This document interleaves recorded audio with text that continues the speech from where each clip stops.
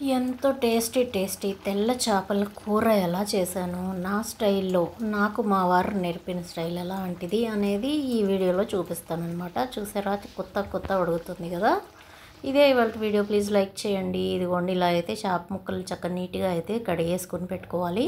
ముందు చేపను తెచ్చుకుని మంచిగా అయితే దాన్ని క్లీన్ చేసుకుని అంతా చక్కగా వాటర్తో బాగా వాష్ చేసుకుని కొంచెం అంత ఉప్పు వేసి బాగా తెల్లగా వచ్చేలాగా రుద్దుకుని ఆడబెట్టుకోవాలి.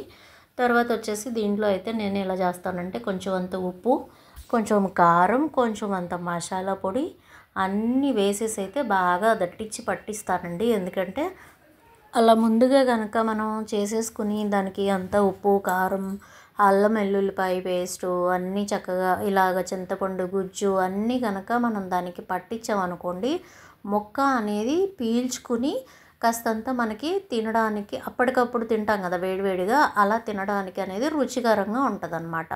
చేపల కూర వండినప్పుడు కన్నా ఆ ఈవినింగ్ కానీ మార్నింగ్ నెక్స్ట్ డే మార్నింగ్ కానీ చాలా బాగుంటుంది. ఇది కలుపుకునేటప్పుడు చాలా జాగ్రత్తగా కలుపుకోవాలి. లేకపోతే ఏమవుతుందంటే ముళ్ళు అనేది ఉంటుంది కదా, ఆ ముళ్ళు వల్ల గబుక్కున గుచ్చుకుపోయే అవకాశాలు ఉంటాయి. నాకైతే అస్తమాటు ఈ చేపల కూర వండినప్పుడు కంపల్సరీ ఇవాళైతే చేపను చేసి పంపించారు. మామూలుగా అయితే చేప వండామనుకోండి, ఆ వండినప్పుడు కోసేటప్పుడు కంపల్సరీ అయితే ఏదో ఒక ముళ్ళు గుచ్చుకుపోయి బ్లడ్ అనేది కంపల్సరీ వచ్చేస్తుంది అనమాట. అందుకని కొంచెం జాగ్రత్తగా అయితే ఉండాలి.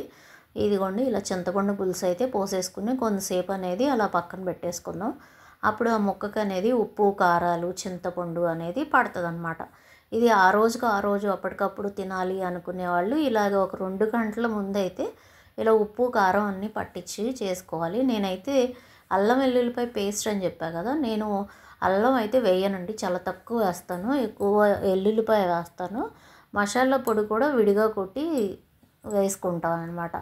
ఇదిగోండి, ఇలా చక్కగా కదిపేసుకుని పక్కనైతే పెట్టేసుకుని నేనైతే ఇలా మూకుడు తీసుకున్నాను. ఎందుకంటే చేపల కూర గిన్నె పైన అక్కడ ఉంది, అదిగాక అంత పెద్ద చేప కాదు కదా, అందుకని ఇది అవలే. చిన్న చేపల కూర దాంట్లోనేమో వేరే ఏదో కర్రీ చేశాను అనమాట ఈరోజే. ఇలా జీలకర్ర వేసుకుని చక్కగా మనం కోసి పెట్టుకున్న పచ్చిమిర్చి అవన్నీ వేసేసుకోవాలి. నేనైతే ఉల్లిపాయ ఏమీ మిక్సీ పట్టనండి, చక్కగా ఇలా ముక్కల పళ్ళనే ఉంచేసి మంచిగా అయితే బ్రౌనిష్ కలర్ వచ్చే వరకు వేయించేసుకుంటాను అనమాట. చక్కగా ఇలా వేయించుకోవాలి. ఇలా వేయించుకునేటప్పుడే కొంచెం అంతా సాల్ట్ వేసుకుంటే మనకి ముక్కలు అనేవి మంచిగా త్వరగా వేగడానికి ఉంటుంది. చూసారా, బ్రౌనిష్ కలర్ వచ్చేసినాయి. మనకి ఇలా బ్రౌన్ కలర్ వచ్చే వరకు వేయించుకుంటే ఏమవుతుందంటే గుజ్జు కూరలకి మనకి గుజ్జు అనేది గ్రేవీ అనేది వస్తుంది. లేకపోతే చాలామంది ఏం చేస్తారంటే చేపల కూర మిక్సీ పట్టేస్తారు అనమాట ఉల్లిపాయని. నేనైతే ఉల్లిపాయ ఇలాగే వేయించుకుంటానండి. దీంట్లో ఆల్రెడీ మనం నానబెట్టుకున్నాం కదా, దాంట్లో ఉన్న ఆ పులుసు అనేది ఉల్లిపాయల్లోకి వేసేసి కొంచెం సేపు అయితే మనం మగ్గబెట్టుకుందాము. అది ఉడికిందనుకోండి, ఉల్లిపాయ కూడా ఉప్పు, కారం అనేవి పడతాయి కదా, సో అందుకని చక్కగా ఇలా ఉడికించుకోండి కొంచెంసేపు అంతా. ఒక 5 నుంచి 7 నిమిషాల వరకు ఉడికించుకోవచ్చు దీన్ని. చూసారా, మంచి గ్రేవీ వచ్చింది కదా. ఇప్పుడైతే మనం పక్కన నానబెట్టుకున్న ముక్కలు ఉన్నాయి కదా, చేపల కూర ముక్కలు, అవి అయితే పెట్టేసుకుందాము.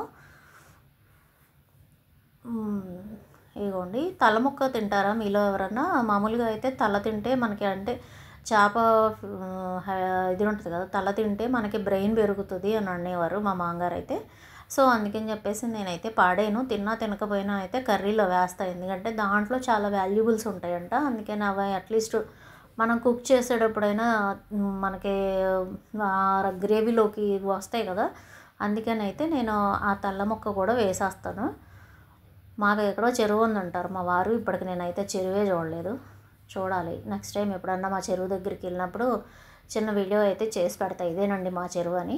మాకు కూడా చేపల చెరువు ఉందండి. చక్కగా మిగిలిన గుజ్జు అది అంతా పోసేసి మంచిగా అయితే హైలో పెట్టేసుకోండి ఫస్ట్. అప్పుడు హైలో పెట్టేసుకుంటే మనకి ఏంటంటే కొత్త ఉడుకుతుంది అనమాట. ఫస్ట్లో హైలో పెట్టచ్చు, ఉండగా మాత్రం కొంచెం స్లోగా సిమ్లో ఉంచుకోవాలి.